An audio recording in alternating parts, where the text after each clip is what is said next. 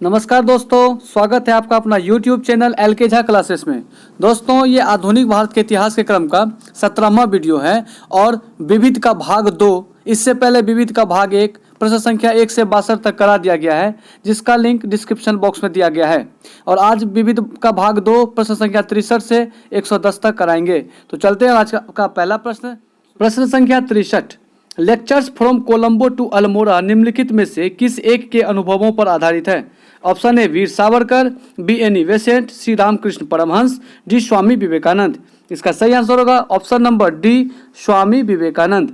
प्रश्न संख्या 64, सूची 1 को सूची 2 के साथ सुमेलित कीजिए। सूची 1 में समाचार पत्र हैं, जबकि सूची 2 में प्रारंभ करने वाले हैं। और इसका सही आंसर होगा ऑप्शन नंबर सी 3, 1, 2, 4। यानी बॉम्बे क्रॉनिकल का संबंध फिरोज शाह मेहता से है, कॉमनवेल्थ का संबंध एनी बेसेंट से है, लीडर का संबंध मदन मोहन मालवीय से है, जबकि सर्चलाइट का संबंध डॉक्टर सच्चिदानंद सिन्हा से है। प्रश्न संख्या 65, निम्नलिखित में से कौन सा युग्म सही सुमेलित नहीं है? इसका सही आंसर होगा ऑप्शन नंबर ए राजा राव तेलुगु भाषा से संबंधित नहीं थे। अन्य सभी ऑप्शन सही हैं। गोविंद त्रेमगम देशपांडे का संबंध मराठी भाषा से था, सुब्रमण्यम भारती का संबंध तमिल भाषा से था, जबकि ताराशंकर जोशी का संबंध गुजराती भाषा से था। प्रश्न संख्या 66, निम्नलिखित कथनों पर विचार कीजिए। कथन 1 नंबर का है, वॉरेन हेस्टिंग्स प्रथम गवर्नर जनरल थे जिन्होंने भारत में ब्रिटिश ढांचे पर आधारित एक नियमित पुलिस बल स्थापित किया। कथन दूसरा है, रेगुलेटिंग एक्ट 1773 द्वारा कलकत्ता में उच्चतम न्यायालय सुप्रीम कोर्ट स्थापित किया गया। कथन तीसरा है, भारतीय दंड संहिता वर्ष 1860 में लागू हुई। इसका सही आंसर देखा जाए तो इसका सही आंसर होगा ऑप्शन नंबर बी केवल 2 और 3। रेगुलेटिंग एक्ट 1773 द्वारा कलकत्ता में उच्चतम न्यायालय यानी सुप्रीम कोर्ट की स्थापना किया गया था, जिसके प्रथम मुख्य न्यायाधीश थे सर एलिजा इम्पे।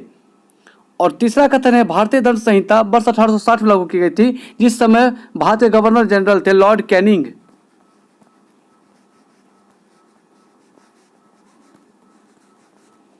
प्रश्न संख्या 67, गवर्नमेंट एक्ट 1935 के बारे में बताना है। कथन है, एक प्रांतीय स्वायत्तता का उपबंध। कथन दूसरा, एक संघीय न्यायालय फेडरल कोर्ट की स्थापना का उपबंध। और तीसरा है, केंद्र में अखिल भारतीय संघ का उपबंध। उपयुक्त कथन में से कौन सा सही है?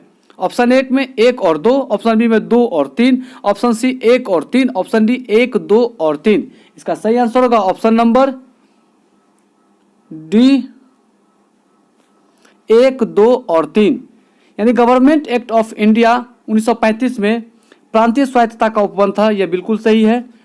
दूसरे में एक संघीय न्यायालय फेडरल कोर्ट की स्थापना किया गया था, यह बात भी सही है। और तीसरी बात है, केंद्र में अखिल भारतीय संघ का उपबंध किया गया था, यह भी बात सही है। प्रश्न संख्या 68, निम्नलिखित युग्मों में से कौन सा एक सही सुमेलित नहीं है? Pitt's India act, Warren Hastings, doctrine of lapse, Dalhousie, vernacular stress act, lord Curzon, Ilbert bill, lord Ripon. इसका सही आंसर होगा option number C vernacular press act. Curzon के समय में लागू नहीं किया गया था, बल्कि यह लॉर्ड लीटन के समय में लागू किया गया था। बाकी अन्य option, पिट्स India act Warren Hastings के समय में लाया गया था, doctrine of lapse Lord Dalhousie के समय में आया था, और इल्बर्ट विल 1882 में लॉर्ड रिपन के समय में आया था। प्रश्न संख्या 69, 1935 के भारत सरकार अधिनियम की कुछ विशेषताएं थी। कथन है, गवर्नरी प्रांतों में द्वैत शासन की समाप्ति। कथन दूसरा है, गवर्नरों को विधायी क्रियाओं में निषेधाधिकार यानी वीटो की शक्ति तथा स्वयं द्वारा विधि बनाना। कथन तीसरा है, सांप्रदायिक प्रतिनिधि के नियम की समाप्ति। उपयुक्त कथन में से कौन सा सही है? इसका सही आंसर होगा ऑप्शन नंबर बी 1 और 2। यानी गवर्नर की विधायी क्रियाओं में निषेधाधिकार, वीटो की शक्ति तथा स्वयं द्वारा विधि बनाना और सांप्रदायिक प्रतिनिधि के नियम की समाप्ति, ये दोनों कथन सही है। प्रश्न संख्या 70, निम्नलिखित कथनों से कौन सा एक सही है? कथन 1, वर्ष 1946 में प्रांतीय सभाओं द्वारा भारत की संविधान सभा चुनी गई। बी में है, जवाहरलाल नेहरू, मोहम्मद अली जिन्ना और वल्लभ भाई पटेल भारत की संविधान सभा के सदस्य थे। कथन सी है, भारत की संविधान सभा का प्रथम अधिवेशन जनवरी 1947 में हुआ। और डी में है, भारत का संविधान 26 जनवरी 1950 को अंगीकृत यानी एडॉप्टेड किया गया। इसका सही आंसर होगा ऑप्शन नंबर ए, वर्ष 1946 में प्रांतीय सभाओं द्वारा भारत की संविधान सभा चुनी गई। अन्य तीनों कथन गलत है। प्रश्न संख्या 71,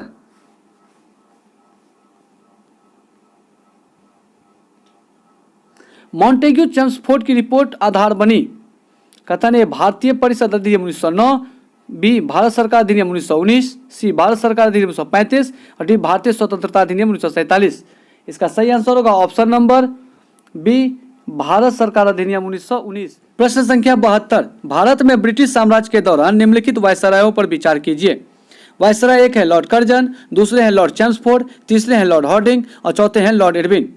इसकी सही कालक्रम की बात करें तो इसका सही आंसर होगा 1, 3, 2, 4। एक नंबर पे लॉर्ड कर्जन है जिसका कार्यकाल 1899 से 1905 ईस्वी तक था। अगर लॉर्ड हॉर्डिंग की बात करें तो लॉर्ड हॉर्डिंग का कार्यकाल 1910 ईस्वी से 1916 ईस्वी तक था। अगर लॉर्ड चेम्सफोर्ड की बात करें तो लॉर्ड चेम्सफोर्ड का कार्यकाल 1916 से 21 ईस्वी तक था, जबकि लॉर्ड इरविन का कार्यकाल 1926 ईस्वी से 1930 ईस्वी तक था। प्रश्न संख्या 17, कथन एक में है 1916 में मौलाना मोहम्मद अली तथा अब्दुल कलाम आजाद ने विधान परिषद से त्यागपत्र दे दिया था। कारण है विधान परिषद के सभी भारतीय सदस्य के विरोध के बावजूद सरकार ने रॉलेट एक्ट को पारित कर दिया था। इसका सही आंसर होगा ऑप्शन नंबर डी। ए गलत है परंतु आर सही है। 1916 में मौलाना मोहम्मद अली तथा अब्दुल कलाम आजाद ने विधान परिषद से त्यागपत्र दे दिया था, जबकि ये गलत है और ये कथन सही है। विधान परिषद के सभी भारतीय सदस्यों के विरोध के बावजूद सरकार ने रॉलेट एक्ट को पारित कर दिया था। प्रश्न संख्या 74, 1854 की वुड विज्ञप्ति वुड डिस्पैच में अभिव्यक्त शिक्षा का लक्ष्य था। ऑप्शन ए देशीय भारतीयों के लिए रोजगार के अवसर उत्पन्न करना, ऑप्शन बी भारत में पाश्चात्य संस्कृति का विस्तार, ऑप्शन सी अंग्रेजी भाषा के माध्यम का प्रयोग कर लोगों में साक्षरता को बढ़ाना, ऑप्शन डी परंपरागत भारतीय शिक्षा में वैज्ञानिक अनुसंधान तथा तर्क बुद्धिवाद का प्रवेशन करना। इसका सही आंसर होगा ऑप्शन नंबर बी भारत में पाश्चात्य संस्कृति का विस्तार करना। वुड डिस्पैच 1854 लॉर्ड डलहौजी के शासनकाल में लागू किया गया था। प्रश्न संख्या 75, 1942 के क्रिप्स मिशन का एक महत्वपूर्ण पहलू था। इस महत्वपूर्ण पहलू में देखा जाए तो इसका सही आंसर होगा ऑप्शन नंबर बी द्वितीय विश्व युद्ध के तुरंत पश्चात भारत संघ की स्थापना करना और उसे डोमिनियन पद प्रदान करना। प्रश्न संख्या 76, 1935 के भारत अधिनियम इंडिया एक्ट द्वारा प्रस्तावित फेडरल यूनियन में राजसी प्रांतों को शामिल करने के पीछे अंग्रेजों की असली मंशा थी। इसका सही आंसर होगा ऑप्शन नंबर डी राष्ट्रवादी नेताओं के साम्राज्य विरोधी सिद्धांतों को व्यक्त करने के लिए राजाओं का इस्तेमाल करना। प्रश्न संख्या 77, ब्रिटिश इंडिया के निम्नलिखित में से किस एक अधिनियम ने सामूहिक कार्य चालन के स्थान पर विभाग या विभागीय पद्धति द्वारा वायसराय की कार्यकारिणी परिषद पर उसके प्राधिकार को और बल दिया गया। Option A Indian council act 1861, B government of India act 1858, option C Indian council act 1892 और डी इंडियन काउंसिल एक्ट 1909। इसका सही आंसर होगा ऑप्शन नंबर ए Indian council act 1861। Indian council act 1861 के तहत वायसराय की कार्यकारी परिषद पर और उनके प्राधिकार पर और अधिक बल दिया गया। प्रश्न संख्या 78, सूची 1 को सूची 2 के साथ सुमेलित कीजिए। सूची 1 में भारत के उपनिवेशीय सरकार का अधिनियम है और सूची 2 में उनके प्रावधान है। अगर इसका सही आंसर की बात करें तो इसका सही आंसर होगा ऑप्शन नंबर ए यानी 2, 4, 3, 1। चार्टर एक्ट 1813 का संबंध भारत में कंपनी का व्यापार एकाधिकार समाप्त कर दिया गया था। रेगुलेटरी एक्ट 1773 का संबंध कंपनी के निदेशकों को कंपनी के प्रबंध से संबंधित सभी समाचार व दस्तावेज ब्रिटिश सरकार को प्रस्तुत करने को कहा गया। एक्ट ऑफ 1858 का संबंध शासन का अधिकार ईस्ट इंडिया कंपनी से ब्रिटिश क्राउन को हस्तांतरित कर गया, जबकि पिट्स इंडिया एक्ट 1784 का संबंध भारत में ईस्ट इंडिया कंपनी के कार्यों को पूरी तरह से विनियमित करने के लिए ब्रिटेन में बोर्ड ऑफ कंट्रोल स्थापित किया गया। प्रश्न संख्या 80, भारत के विभाजन को टालने का अंतिम अवसर समाप्त हो गया था। ऑप्शन ए क्रिप्स मिशन को स्वीकार करने के साथ ही, बी राजगोपालाचारी फॉर्मूले को स्वीकार करने के साथ ही, सी कैबिनेट मिशन को स्वीकार करने के साथ ही, डी बेबेल प्लान को स्वीकार करने के साथ। इसका सही आंसर होगा option number C, cabinet mission को अस्वीकार करने के साथ ही भारत के विभाजन की टालने का अंतिम अवसर समाप्त हो गया था। कैबिनेट मिशन 1946 ईस्वी में भारत आई थी। प्रश्न संख्या 80। सूची 1 को सूची 2 के साथ सुमेलित कीजिए। सूची 1 में महत्वपूर्ण व्यक्ति हैं और जबकि सूची 2 में उनसे संबंधित विषय हैं। इसका सही आंसर होगा ऑप्शन नंबर सी, 2, 3, 1, 4। मैकडोनाल्ड का संबंध कम्युनल अवार्ड से था। लिन लिथगो का संबंध अगस्त प्रस्ताव से था। लॉर्ड डलहौजी का संबंध डॉक्ट्रिन ऑफ लेफ्ट से था, जबकि चेम्सफोर्ड का संबंध डायरकी यानी द्वैध शासन से था। प्रश्न संख्या 81। भारतीय राष्ट्रीय कांग्रेस के बारे में निम्नलिखित कथन पर विचार कीजिए। कथन 1 है सरोजिनी नायडू कांग्रेस की अध्यक्ष होने वाली प्रथम महिला थी। कथन दूसरा है CR दास ने जब कांग्रेस के अध्यक्ष के रूप में कार्य किया तो वे जेल में थे। कथन तीसरा है कि Allan Octavian Hume AO Hume प्रथम ब्रिटिश नागरिक थे जो कांग्रेस के अध्यक्ष बने। और कथन 4 में है कि अल्फ्रेड वेब 1854 में कांग्रेस के अध्यक्ष थे। इसका सही आंसर होगा ऑप्शन नंबर बी, 2 और 4। कथन 2 और 4 बिल्कुल सत्य हैं। कथन दूसरा है कि CR दास ने जब कांग्रेस के अध्यक्ष के रूप में कार्य किया वे जेल में थे। और कथन 4 नंबर का है कि अल्फ्रेड वेब 1894 में कांग्रेस के अध्यक्ष बने थे, जबकि एलन एक्टो ह्यूम जो थे वो प्रथम ब्रिटिश नागरिक थे जो कांग्रेस का अध्यक्ष बने थे। ये बिल्कुल गलत है, क्योंकि कांग्रेस के प्रथम अध्यक्ष व्योमेश चंद्र बनर्जी बने थे। और जहां तक यहाँ पे कांग्रेस के प्रथम महिला अध्यक्ष की बात करें तो कांग्रेस के प्रथम महिला अध्यक्ष एनी बेसेंट बनी थी, जबकि सरोजिनी नायडू कांग्रेस के अध्यक्ष बनने वाली प्रथम भारतीय महिला थी। प्रश्न संख्या 82। 1935 के भारत सरकार अधिनियम की कौन सी एक विशेषता नहीं थी?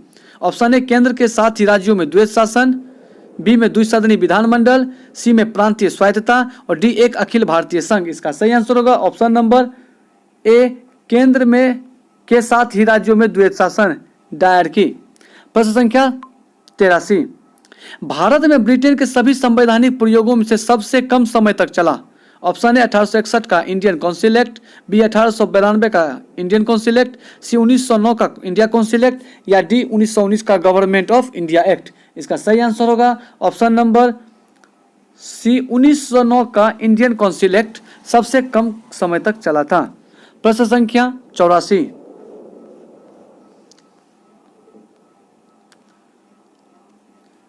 इसका प्रस्ताव मई में आया। इसमें अभी भी भारत को विभाजन मुक्त रखने की आकांक्षा थी, जिसका ब्रिटिश प्रांतों ने मिलकर बने एक संघीय राज्य का स्वरूप होना था। उपयुक्त उदाहरण का संबंध किससे है? ऑप्शन ए साइमन कमीशन से, बी गांधी इरविन पैक्ट से, सी क्रिप्स मिशन से या डी कैबिनेट मिशन से। इसका सही आंसर होगा option number D, cabinet mission से। प्रश्न संख्या 85। उस समय जब नेपोलियन की शक्ति के सामने यूरोप में साम्राज्य धाराशाही हो रहे थे, किस गवर्नर जनरल ने भारत में ब्रिटिश पताका फहराए रखी?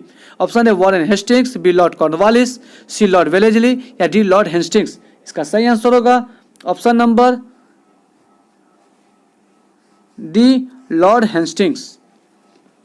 प्रश्न संख्या 86। कांग्रेस के निम्नलिखित नेताओं में से कौन एक कैबिनेट मिशन योजना के पक्ष में पूरी तरह से था?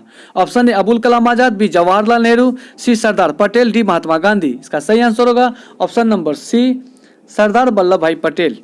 प्रश्न संख्या 87।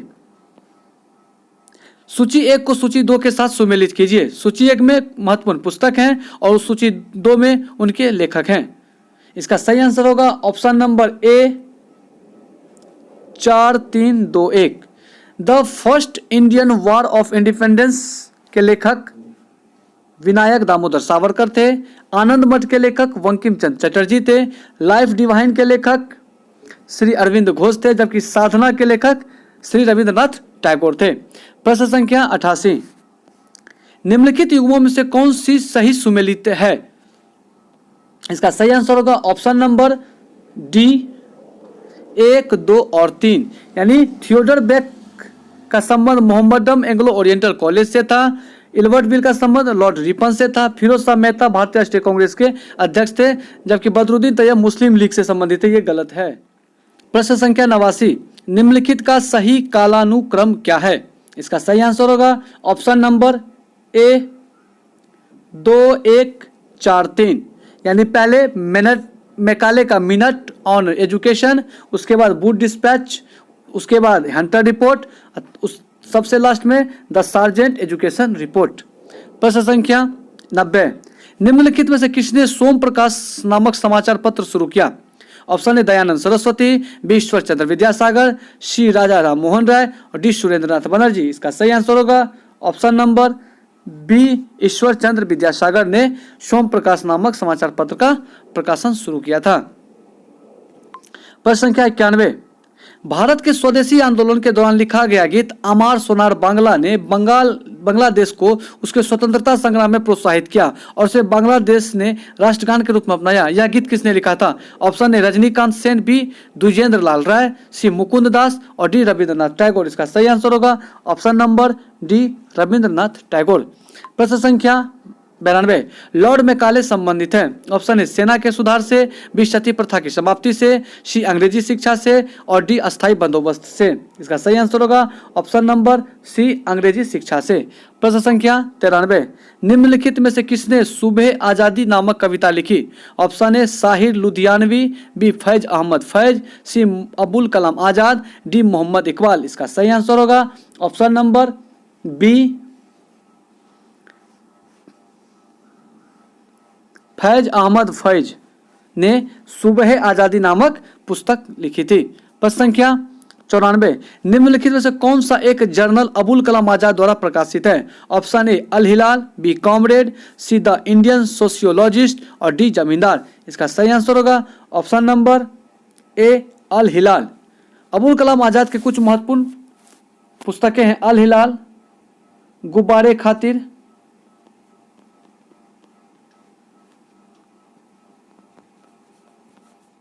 प्रश्न संख्या 95, सूची 1 को सूची 2 से सुमेलित कीजिए और सूची के नीचे दिए गए कूट का प्रयोग कर सही उत्तर चुनिए। सूची 1 में है लेखक और सूची 2 में उनकी कीर्ति। तो इसका सही आंसर होगा ऑप्शन नंबर सी 231, यानी बंकिम चंद्र चटर्जी का संबंध देवी चौधुरानी से था। देश बंधु मित्र का संबंध नील दर्पण से था, जबकि प्रेमचंद्र का संबंध शतरंज के खिलाड़ी से था। प्रश्न संख्या 96, गोल्डन थ्रेशहोल्ड नामक कविता संग्रह की रचयिता निम्नलिखित में से कौन है? Option A Aruna Asaf Ali, B Annie Besant, C Sarojini Naidu और डी विजया लक्ष्मी पंडित। इसका सही आंसर होगा option number C Sarojini Naidu. प्रश्न संख्या 97, निम्नलिखित में से कौन सा एक इतिहास के विषय में कार्ल मार्क्स के दृष्टिकोण का संक्षिप्त वर्णन करता है? ऑप्शन ए इतिहास अतीत की घटनाओं का विश्वसनीय अभिलेख है, ऑप्शन बी इतिहास विभिन्न व्यक्तियों के बीच युद्ध का अभिलेख है, ऑप्शन सी इतिहास शोषक और शोषित वर्गों के बीच संघर्ष का सिलसिला है, या ऑप्शन डी इनमें से कोई नहीं। तो इसका सही आंसर होगा ऑप्शन नंबर सी इतिहास शोषक और शोषित वर्गों के बीच का सिलसिला है, यह कार्ल मार्क्स के दृष्टिकोण से बताया गया है। प्रश्न संख्या 98, भारत में प्रथम 3 विश्वविद्यालय कलकत्ता, मद्रास, बंबई की स्थापना किस वर्ष में हुई? ऑप्शन ए 1857, बी 1881, सी 1885 या डी 1905। तो इसका सही आंसर होगा ऑप्शन नंबर ए 1857। 1857 में 3 विश्वविद्यालय वुड डिस्पैच के तहत स्थापित किया गया था, जिस समय गवर्नर जनरल थे लॉर्ड कैनिंग। प्रश्न संख्या 99, सूची 1 को सूची 2 के साथ सुमेलित कीजिए और सूचियों के बीच दिए गए कूट से सही उत्तर का चयन कीजिए। सूची 1 में समाचार पत्र दिए गए हैं, जबकि सूची 2 में उनकी भाषा है। इसकी सही आंसर का बात करें तो इसका सही आंसर होगा ऑप्शन नंबर सी 3421। भारत मित्र का संबंध हिंदी से था, जबकि राष्ट्र मत का संबंध मराठी से था, प्रजा मित्र का संबंध गुजराती से था और नायक का संबंध बंगाल से था, बांग्ला भाषा से था।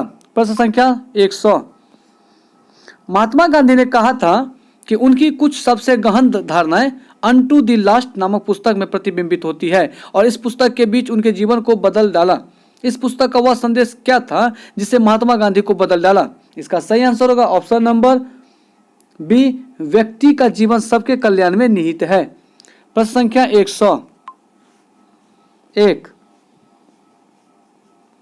प्रश्न संख्या 101। निम्नलिखित में से किस गवर्नर जनरल ने भारत की प्रसंविदाबद्ध सिविल सेवा का सृजन किया, जो कालांतर में भारतीय सिविल सेवा इंडियन सिविल सर्विस ICS के नाम से जानी गई? ऑप्शन है Warren Hastings, B Wellesley, C Lord Cornwallis या डी विलियम बेंटिंग। तो इसका सही आंसर होगा option number C, Lord Cornwallis. Lord Cornwallis को भारतीय सिविल सेवा का जनक के नाम से भी जाना जाता है। प्रश्न संख्या 102। किस अधिनियम ने भारतीयों को अपने देश के प्रशासन में कुछ हिस्सा लेना संभव बनाया? Option A government of India act 1858, B Indian council act 1861, C charter act 1833 या डी चार्टर एक्ट 1853। तो इसका सही आंसर होगा option number B, Indian council act 1861 के तहत भारतीयों को अपने देश के प्रशासन में हिस्सा लेने का अवसर मिला। प्रश्न संख्या 103। जब भारत को स्वतंत्रता प्राप्ति हुई तो यूनाइटेड किंगडम UK में निम्न में से किस पार्टी की सत्ता थी? Option A conservative party, B labour party, C liberal party या डी सोशलिस्ट पार्टी। तो इसका सही आंसर होगा option number B, liberal party. प्रश्न संख्या 104। किस वर्ष राष्ट्रीय गीत वंदे मातरम पहली बार गाया गया था? ऑप्शन ए 1896, बी 1905, सी 1930 या डी 1947। इसका सही आंसर होगा ऑप्शन नंबर ए 1896। 1896 में पहली बार वंदे मातरम गीत गाया गया था और यह कांग्रेस का कलकत्ता अधिवेशन था, जिसमें इसकी अध्यक्षता रहीमतुल्लाह सैनी के द्वारा किया गया था। प्रश्न संख्या 105। निम्नलिखित अंग्रेज शासकों में से समाचार पत्रों पर से प्रतिबंध हटाने का श्रेय किसे है? Option A Lord William Bentinck, B Charles Metcalfe, C Lord Macaulay, D Lord Hardinge या ई लॉर्ड क्लाइव। इसका सही आंसर होगा option number B, Charles Metcalfe. प्रश्न संख्या 106। बम्बई, मद्रास और कलकत्ता में उच्च न्यायालय की स्थापना कब हुई? ऑप्शन ए 1851, बी 1861, सी 1871 या डी 1881। इसका सही आंसर होगा ऑप्शन नंबर बी, 1861 में लॉर्ड कैनिंग के शासनकाल में मद्रास, बम्बई, कलकत्ता में उच्च न्यायालय की स्थापना की गई। प्रश्न संख्या 107। इल्बर्ट बिल विवाद किससे संबंधित था? ऑप्शन ए भारतीयों द्वारा हथियार लेकर चलने पर कुछ प्रतिबंधों का लागू किया जाना, ऑप्शन बी भारतीय भाषाओं में प्रकाशित होने वाले समाचार पत्रों और पत्रिकाओं पर प्रतिबंध लागू किया जाना, ऑप्शन सी यूरोप के लोगों के मामलों की सुनवाई करने के लिए भारतीय न्यायाधीश पर लगाई गई अयोग्यता को हटाया जाना, या ऑप्शन डी आयातित सूती कपड़े पर लगाए गए शुल्क का हटाया जाना। तो इसका सही आंसर होगा ऑप्शन नंबर सी, यूरोप के लोगों के मामलों की सुनवाई करने के लिए भारतीय न्यायाधीश पर लगाई गई अयोग्यता को हटाया जाना। अगर यहाँ पे हम बात करें इल्बर्ट बिल का, तो इल्बर्ट बिल 1882 ईस्वी में लाया गया था। प्रश्न संख्या 108। निम्नलिखित में से कौन सी घटना सबसे पहले हुई? ऑप्शन ए स्वामी दयानंद ने आर्य समाज की स्थापना की, ऑप्शन बी दीनबंधु ने नील दर्पण का लेखन किया, ऑप्शन सी बंकिम चंद्र चट्टोपाध्याय ने आनंद मठ का लेखन किया, या D Satyendra Nath Tagore Indian civil service ICS परीक्षा में सफलता पाने वाले भारतीय थे। तो इसका सही आंसर होगा ऑप्शन नंबर बी, दीनबंधु मित्र ने नील दर्पण का लेखन किया था, जिसमें नील कृषक के बारे में दिखाया गया है। प्रश्न संख्या 109। भारत छोड़ो क्विट इंडिया का नारा किसने दिया था? Option A Mahatma Gandhi, B Jawaharlal Nehru, C Yusuf Meher Ali, D Aruna Ashraf Ali. तो इसका सही आंसर होगा option number C, Yusuf Meher Ali. Yusuf Meher Ali ने ही महात्मा गांधी को भारत छोड़ो आंदोलन का नारा देने के लिए कहा था। तत्पश्चात महात्मा गांधी ने भारत छोड़ो आंदोलन का नारा दिया था। प्रश्न संख्या 110 और ये आज का अंतिम प्रश्न है और आधुनिक भारत के इतिहास का भी अंतिम प्रश्न है। मुस्लिम लीग एवं भारतीय राष्ट्रीय कांग्रेस के बीच राजनीतिक गतिरोध को दूर करने के लिए CR फॉर्मूला 1944 में किसने बनाया था? Option A Jawaharlal Nehru, B Rajagopalachari, C Chittaranjan Das, D BP Menon. तो इसका सही आंसर होगा option number B, Chakravarti Rajagopalachari. Chakravarti Rajagopalachari ने भारतीय राष्ट्रीय कांग्रेस के बीच राजनीतिक गतिरोध को दूर करने के लिए CR फॉर्मूला 1944 बनाया था। तो धन्यवाद दोस्तों, वीडियो कैसा लगा लाइक, सब्सक्राइब और कमेंट जरूर करें। जय हिंद।